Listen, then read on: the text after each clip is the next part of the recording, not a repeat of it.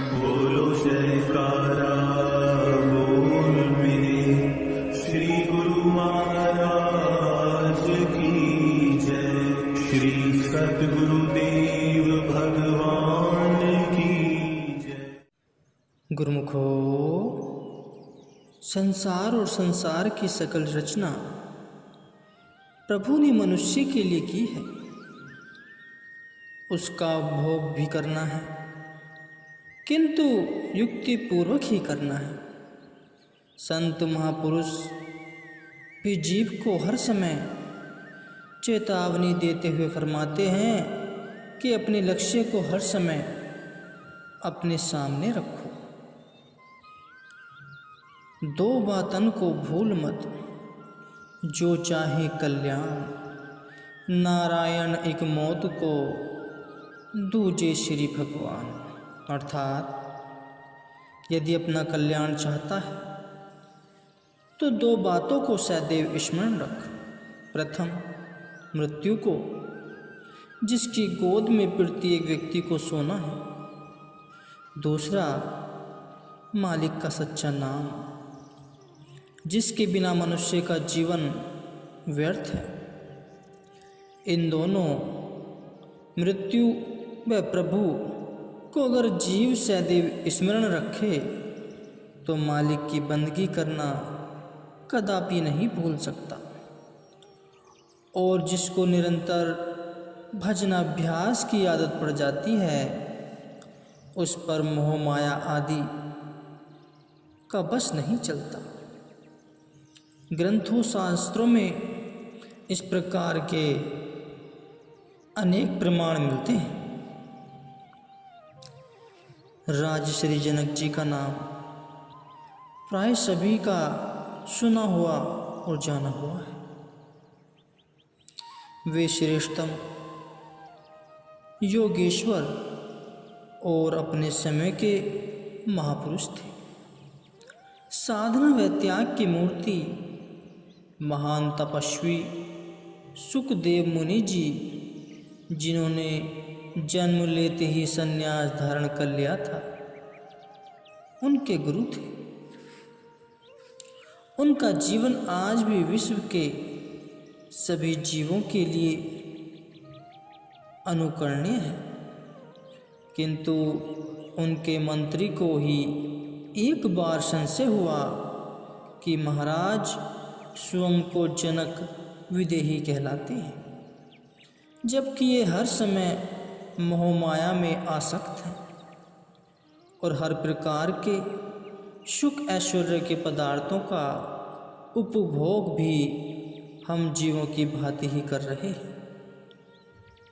वह राजा जनक जी का मंत्री होने के कारण विवेकशील तथा ज्ञान बुद्धि वाला था।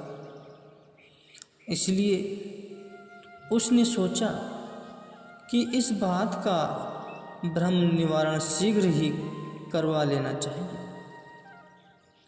राजश्री जनक जी को एक दिन एकांत में देखकर उसने यह विनय की कि मेरे एक संशय को दूर कीजिए। जनक विदेही ने कहा, कहो क्या बात है। मंत्री ने पूर्ण वार्ता कह सुनाई। राजा जी ने पूरी गाथा भली भांति सुन ली और कहा कि समय आने पर आपको इसका उत्तर मिल जाएगा। मंत्री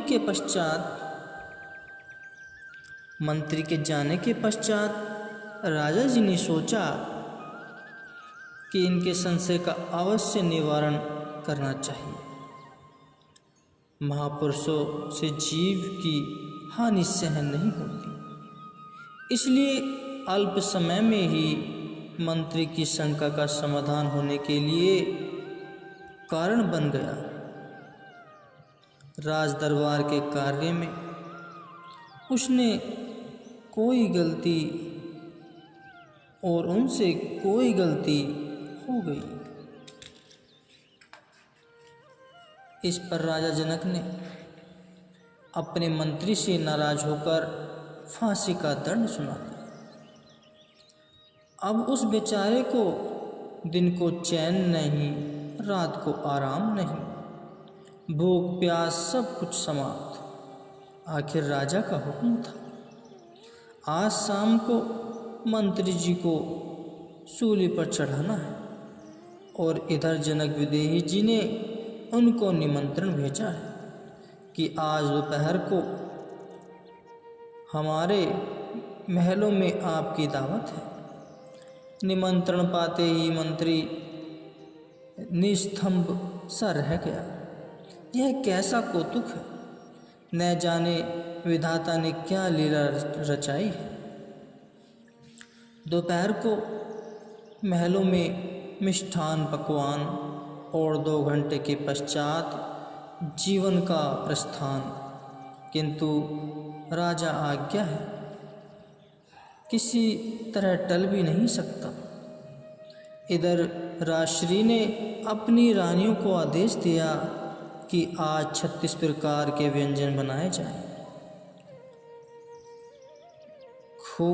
खूब ही स्वादिष्ट हो, परंतु मीठी वस्तुओं में शक्कर न हो, सब्जियों अथवा नमकीन पदार्थों में नमक न हो।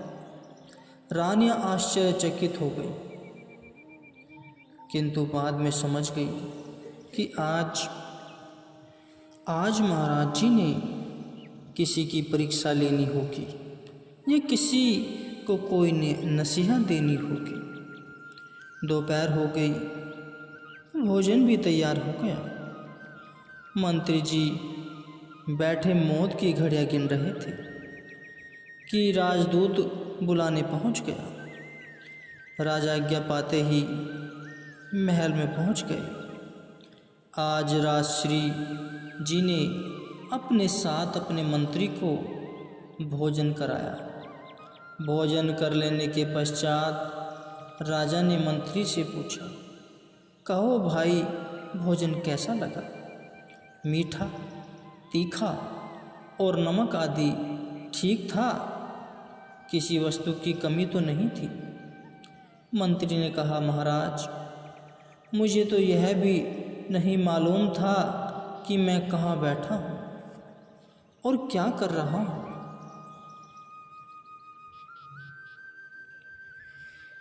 कहाँ मीठा तीखा और कहाँ नमक व स्वाद। यहाँ तो आँखों के आगे फांसी का तख्ता ही घूम रहा है। मैंने तो आपकी आज्ञा का पालन किया। मेरे ख्यालों में तो इस समय मृत्यु का ही चित्र बन रहा है कि अभी 1.5-2 घंटे के पश्चात मेरा यहाँ नामो निशान भी नहीं नजर आएगा। इस समय मुझको काल की गोद के अतिरिक्त न कोई नजर आ रहा है और न ही किसी पदार्थ का स्वाद अथवा रस पता चल रहा है। राजश्री जनक जी ने कहा, बस यही तुम्हारे प्रश्न का उत्तर है। आज तुम्हें अपनी मृत्यु की चिंता में सब